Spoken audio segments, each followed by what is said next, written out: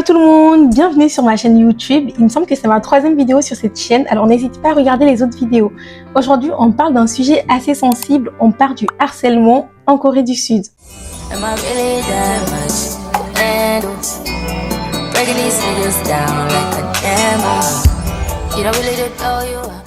Et si je vous disais que le harcèlement en Corée du Sud, eh bien c'est exactement comme dans les K-dramas qu'on regarde. Est-ce que vous me croyez? Eh bien, croyez-moi, le harcèlement en Corée du Sud, c'est exactement comme dans les K-dramas qu'on regarde, malheureusement. Notamment dans le K-drama The Glory et King of Pigs. Vraiment, tous les K-dramas qu'on a vus de vengeance, dont on a trouvé le harcèlement horrible dedans. Mais dites-vous que dans la réalité, il y a des concitoyens coréens qui vivent ça quotidiennement. Essayez d'imaginer leur peine, juste.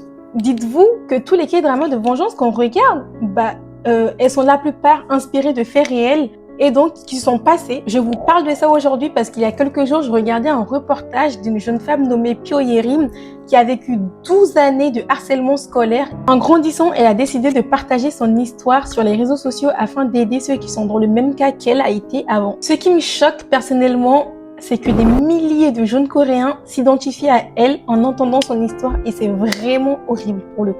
Et si je vous disais qu'il y a plus de 30 cas de suicide par jour suite aux harcèlements scolaires, est-ce que vous me croyez encore une fois? Revenons à Pyo Yerim. Elle a fait du harcèlement son combat avant de mourir. Son objectif, c'est très simple. Aider le plus de personnes victimes de harcèlement scolaire comme elle avait été mais qu'elle n'avait pas pu recevoir de l'aide. Pour ce faire, elle a créé une association, elle a pris un avocat qui va l'aider et qui va réussir à récolter plus de 50 000 signatures pour élaborer une prescription de loi qui vise à réviser les délais de prescription liés aux cas de violence scolaire. Elle a également été interviewée plusieurs fois avant sa mort pour pouvoir créer des K-dramas de prévention sur le harcèlement scolaire. Attention là, ça se corse un peu, elle disait qu'elle se faisait tabasser même quand les professeurs étaient encore en classe et vous savez ce que le professeur lui trouve à lui dire? Qu'elle ne faisait pas l'effort de s'entendre avec les autres et lui demande même si ce n'est pas elle qui les a provoqués en premier. Vous croyez à ça? C'est une dinguerie ce qui se passe vraiment. Son amie d'enfance a également témoigné qu'elle se faisait tabasser toute la journée, du matin au soir, qu'elle recevait des coups, des insultes, des coups dans sa table, exactement comme dans les K-dramas finalement. Et le pire, enfin ce n'est pas le pire, mais en tout cas pour moi ça me choque parce qu'elle se faisait traîner dans les toilettes pour pouvoir qu'il mette en fait sa tête dans la cuvette des toilettes. C'est vraiment horrible pour le coup. Je vous jure, enfin ça me touche énormément de parler de ce sujet-là, mais j'essaie de ne pas le montrer plus que ça. Mais c'est horrible quand même.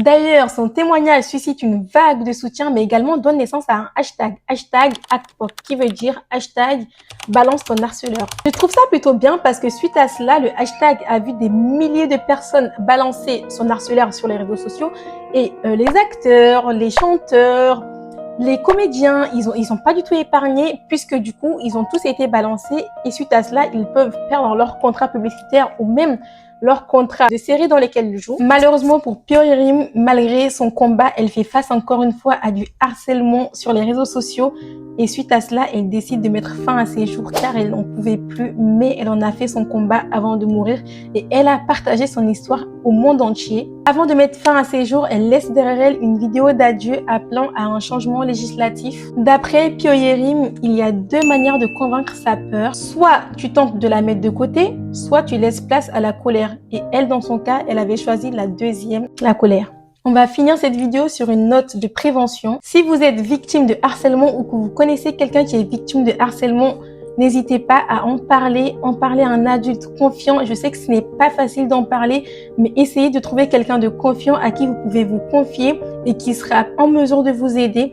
Ne restez pas tout seul dans votre coin à penser que vous ne pouvez rien faire. Vous pouvez faire quelque chose, quelqu'un peut vous aider, donc n'hésitez pas à en parler. Si vous ne pouvez pas en parler à vos parents ou à la CPE, choisissez votre ami de confiance ou votre grande sœur, votre grand frère, etc.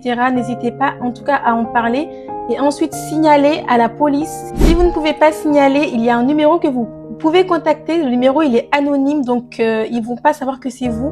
Je vais vous mettre le numéro sur l'écran. N'hésitez pas à screenshot. Et bien sûr, le numéro, il est totalement gratuit. Si vous vous sentez très traumatisé par rapport à cela, n'hésitez surtout pas à en parler à un psy pour pouvoir vous faire accompagner. Si on arrive à la fin de cette vidéo, merci d'avoir écouté la vidéo en entier et on se retrouve à bientôt pour une nouvelle vidéo.